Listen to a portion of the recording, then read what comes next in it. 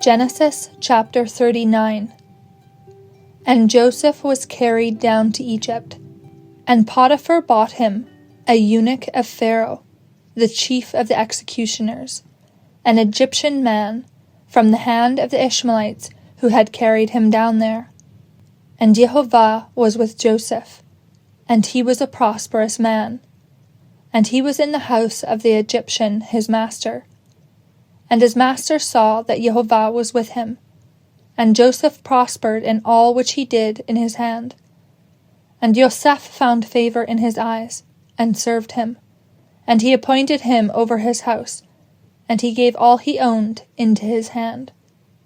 And it came about that from the time he appointed him over his house, and over all he owned, Jehovah blessed the Egyptian's house for Joseph's sake. And the blessing of Jehovah was on all that he had, in the house and in the field. And he left all he owned in Joseph's hand, and he did not know anything that he had, except the bread which he was eating. And Joseph was beautiful in form, and beautiful of appearance. And after these things it happened that his master's wife lifted up her eyes to Joseph, and said, "Lie with me." And he refused, and said to his master's wife, "Behold, my master does not know what is in the house with me, and all that he owns he has given into my hand. No one in this house is greater than I, and he has not withheld anything from me, except you, because you are his wife. And how should I do this great evil, and sin against God?" And it happened, after she spoke to Joseph day after day, he did not listen to her, to lie beside her, to be with her. And it happened on this day that he went into the house to do his work, and none of the men of the house were there in the house. And she caught him by his robe, saying, "Lie with me." And he left his robe in her hand, and fled, and went outside. And it happened, when she saw that he had left his robe in her hand, and had fled outside, she called to the men of the house, and spoke to them, saying, "See, he has brought to us a Hebrew man to mock at us. He came in to me to lie with me, and I cried with a loud voice. And when he heard that I raised my voice and cried, he left his robe by me, and fled, and went outside. And she kept his robe beside her until the coming of his master to his house. And she spoke these same words to him, saying, The Hebrew slave whom you brought in to us came in to me to mock at me. And it happened, at my raising my voice and crying out, he left his robe beside me, and fled outside. And it happened, when his master heard his wife's words which she spoke to him, saying, According to these words your slave did to me, then his anger glowed. And Joseph's master took him, and put him into the prison house, the place where the king's prisoners were imprisoned. And Jehovah was with Joseph, and he extended kindness to him, and he gave him favor in the eyes of the warden of the prison house. And the warden of the prison house gave all the prisoners in the prison house into Joseph's hand, and all which they did there he was doing. There was no looking of the warden of the prison house to anything in his hand, in that Jehovah was with him, and Jehovah was prospering what he was doing. Mark chapter 11. And when they drew near to Jerusalem, to Bethphage and Bethany, toward the Mount of Olives, he sent 2 of his disciples, and said to them, Go into the village opposite you, and going into it at once, you will find a colt tied, on which no one of men has sat. Untying it, bring it, and if anyone says to you, Why do you do this? Say, The Lord has need of it, and he will at once send it here. And they departed and found the colt tied at the door outside, by the crossway. And they untied it.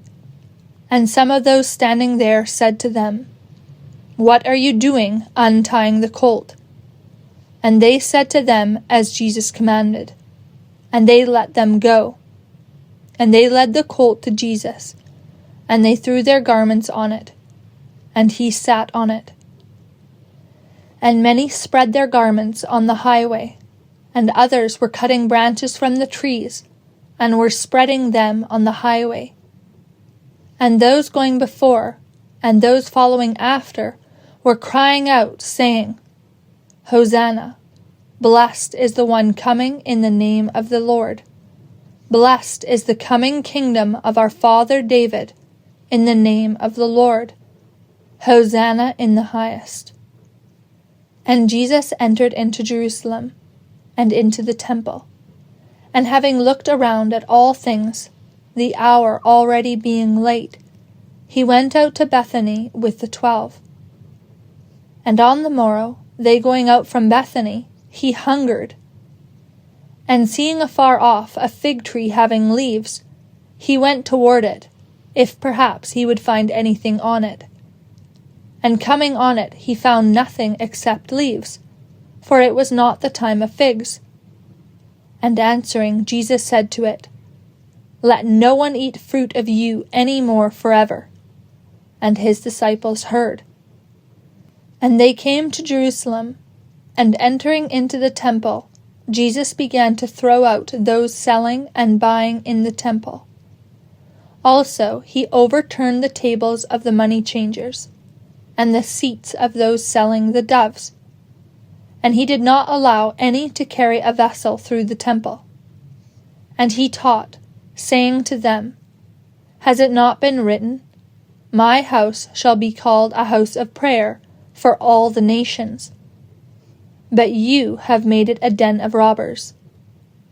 And the scribes and the chief priests heard, and they sought how they might destroy him, for they feared him, because all the crowd was astonished at his teaching. And when evening came, he went outside the city, and passing along early, they saw the fig tree withered from the roots. And remembering, Peter said to him, "Rabbi, behold, the fig tree which you cursed has withered." And answering, Jesus said to them, "Have faith in God, for truly I say to you, whoever says to this mountain, 'Be taken up, and be thrown into the sea,' and does not doubt in his heart, but believes that what he says will happen, it will be to him whatever he says. Therefore I say to you, all things, whatever you ask, praying, believe that you will receive, and it will be to you. And when you stand praying, if you have anything against anyone, forgive it, so that your Father in heaven may also forgive your sins. But if you do not forgive, neither will your Father in heaven forgive your sins."